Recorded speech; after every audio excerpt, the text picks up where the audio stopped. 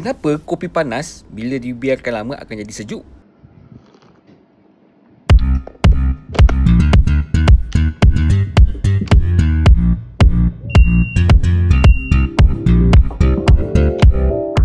Alam semesta ni, dia ada satu peraturan mudah. Peraturan itu ialah semua benda nak relax dan sama rata. Dalam bab haba, ini bermaksud haba sentiasa bergerak dari tempat yang lebih panas ke tempat yang lebih sejuk. Sampailah suhu kedua-dua tempat itu jadi sama. Bila dah sama, tiada lagi pemindahan haba berlaku dan keadaan damai inilah yang kita panggil sebagai keseimbangan terma.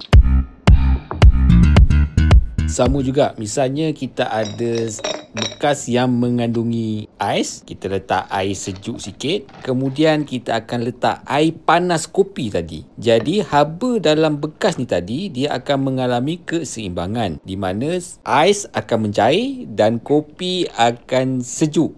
Dan kalau kita kacau-kacau, kita sedut, sedapnya time-time panas ni. Itulah konsep keseimbangan haba ataupun thermal equilibrium.